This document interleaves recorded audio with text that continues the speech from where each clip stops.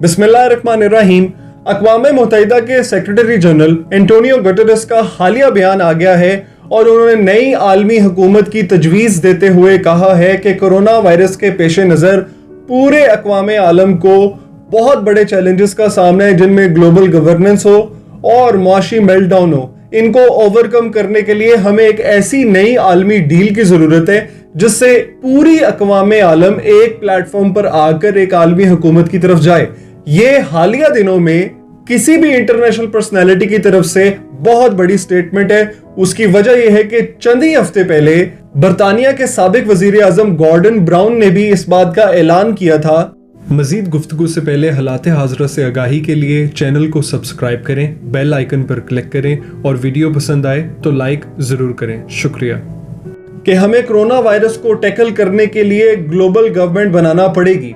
Gordon brown की यह statement खसूसी तौर पर उस G20 ग्रुप की मीटिंग जो सऊदी अरेबिया ने होस्ट की थी मार्च के आखिरी हफ्ते 2020 में, उससे मुंसलिक दी गई थी ताकि G20 के ग्रुप्स दीगर ममालिक को भी मिला के दो अहम पहलुओं से मुंतलिक एक ऐसी आलमी हुकूमत बनाए जो ना सिर्फ मेडिकली जो है वो एक ऐसा फ्रेमवर्क बनाए ताकि हेल्थ क्राइसिस को ख़त्म किया जा सके, और दूसरा डिपार्टमेंट इकोनॉमिक क्राइसिस का होगा ताकि जितनी भी इस वक्त नौकरियां ख़त्म हुई हैं, उस सिलसिले में जितने भी कर्जे चढ़ गए हैं बैंकों की सूरत में, उस इकोनॉमिक क्राइसिस को टैकल करने के लिए आलमी हुकूमत लाजिम मलजूम है। अब बात तो ये है कि अगर आलमी हुकूमत बन जाती है तो उसको चलाएगा कौन और हाकमियत किसकी होगी।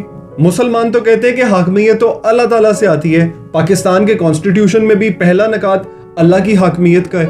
यही बात दीगर मुसलमान ममालिक भी कहते हैं। भारत को देखें तो उनकी स्ट्रेटेजिक थॉट ये कहती है कि उनकी हुकूमत अखंड भारत की सूरत में दुनिया को रूल करेगी, जिसमें ना सिर्फ अफगानिस्तान पाकिस्तान बल्कि बांग्लादेश और म्यांमार के खित्ते भी शामिल हैं। और ये खित्ता जहां पर हिंदू गॉड्स और गॉडेसेस ने कई हजार साल पहले हुकूमत की थी, वही आलमी हुकूमत कायम करेगी। जबकि इजराइल की तरफ जाए तो इजराइल कहता है कि आलमी हुकूमत उनके मसीहा के थ्रू होगी। हमारा मसीहा आएगा और वो हजरत दाऊद अलैहिस्सलाम की जो किंगडम है उसको रिवाइव करके आलमी हुकूमत बनाएगा। अगर हम मगरिब की तरफ जाएं तो मगरिब कहता है कि आलमी हुकूमत हमारे कैपिटलिज्म और लिबरल वर्ल्ड ऑर्डर की होगी। रूस या चीन की बात की जाए तो उनका कहना है कि आलमी हुकूमत में तमाम जितने भी खित्ते हैं उनके अंदर जो हमारी हेजेमनी है वो बरकरार रहेगी।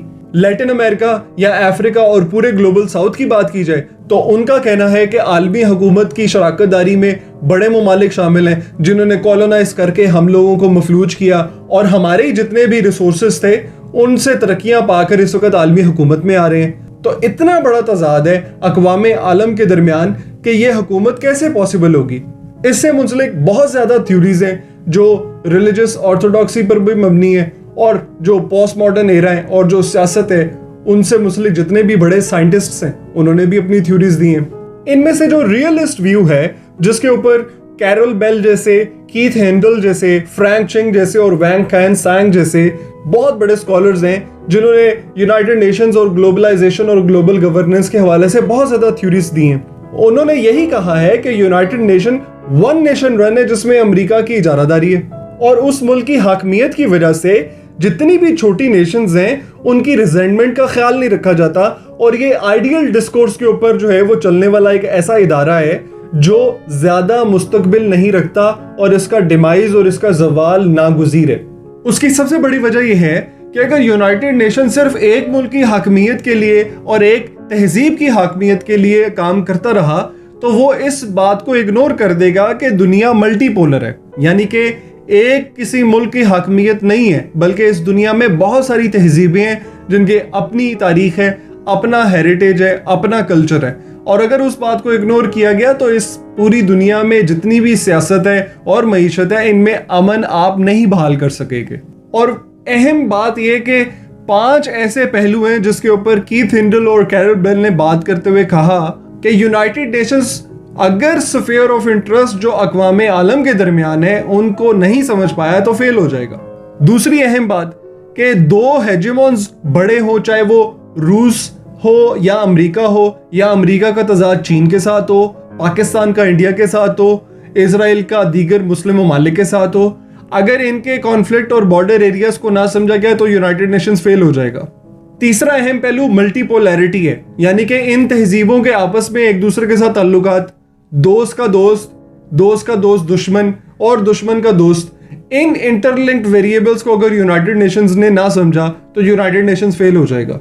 चौथा अहम पहलू कि इराक की केस स्टडी जिसमें WMDs weapons of mass destruction का बहाना लगा के यूनाइटेड नेशंस को अमेरिका ने अपने पावर के तौर पे इस्तेमाल किया और फिर वहां पर एक गैर कानूनी अटैक करके उसकी हुकूमत को टॉपल किया। अगर इस तरह के सिलसिले चलते रहे तो यूनाइटेड नेशंस फेल हो जाएगा।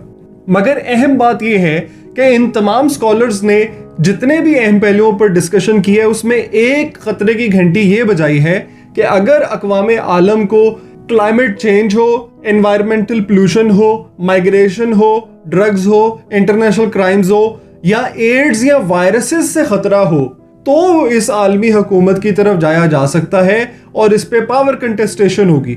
और इनमें से कोई भी एलिमेंट अगर चैलेंज के तौर पे मुस्तकबिल में आता है तो इस वक्त मौजूदा हाकमियत जिन अक़वाम की मौजूद है वो आलमी हुकूमत बनाने में कामयाब हो सकती। ये वो अहम पहलू हैं जिनके ऊपर इन स्कॉलर्स ने बात की। अलबत्ता ये रैपिड चेंजिंग जो ग्लोबलाइजेशन हो या ग्लोबल गवर्नेंस हो जो आ रही है इसको इग्नोर नहीं किया जा सकता और ये देखना है कि अब आलमी हुकूमत में जिसके लिए बैनुल अक़वामी ताकतें पूरे जोरों शोर से काम कर रही हैं उसमें हाकमियत क्या अल्लाह ताला की होगी या बंदों की होगी, और अगर बंदों की होगी तो फिर वो कौन बंदे हैं जो उन एजेंडास पर काम कर रहे हैं। इन एजेंडास के हवाले से हालात हाज़रा टीवी आपको मजीद इन्फॉर्म करता रहेगा। अगली वीडियो में फिर मुलाकात होगी। अस्सलामु अलैकुम। हालात हाज़रा पर कमेंट करके अपनी कीमती राय का इजहार करें, वीडियो को शेयर करें और दुनिया भर से खबरों और अहम मालूमात को जानने के लिए हालात हाज़रा टीवी को सब्सक्राइब करें। शुक्रिया।